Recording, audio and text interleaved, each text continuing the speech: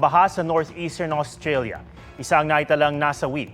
Nirescue ang ilang residente gaya ng isang babaeng buhat-buhat na ng mga rescuer matapos matrap sa kanyang sasakyan. Mabilis ang pagtaas ng baha.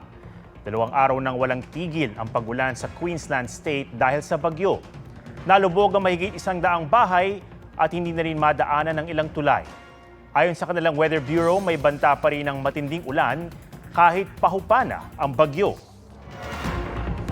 Nagpapagaling sa Israel ang 5 Thai national na pinakawalan ng grupong Hamas matapos i-hostage ng mahigit 15 buwan.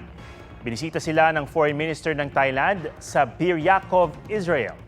Kabilang ang mga Thai sa mahigit 200 dinukot ng Hamas nang sumalaki ito sa Israel noong October 7, 2023 na nauwi sa panggigera at pambobomba ng Israel sa Gaza.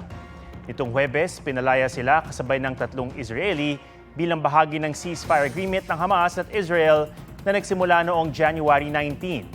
Sa kabuuan, 18 hostage na ang pinalaya ng Hamas habang mahigit 500 Palestinian prisoner ang pinalaya ng Israel.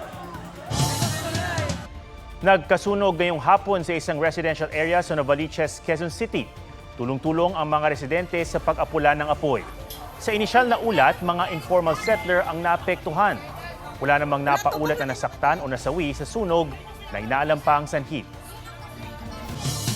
Sa Balangang Bataan, nasawi sa sunog ang 4 na magkakaanak na ayon sa fire marshal ay bigong makalabas ng bahay. Bukod sa nakalak ang pintuang bakal, may grills din ang mga bintana. Kandila ang isa sa mga tinitingnang sanhi ng sunog dahil wala raw kuryente noon sa bahay. Naging makulay ang pagbubukas ng Panagbanga Festival nitong weekend.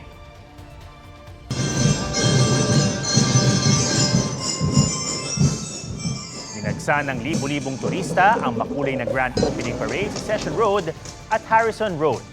Nagpakitang gilas din ng mga estudyante sa drum and lyre at street dancing field demonstration sa Melvin Jones Football Ground. Blossoms Beyond Boundaries ang tema ngayong taon. Highlight ng month-long festival ang Grand Street Dance Parade sa February 22 at Grand Float Parade sa February 23. Huwag magpahuli sa mga balitang dapat niyong malaman. Mag-subscribe na sa GMA Integrated News sa YouTube.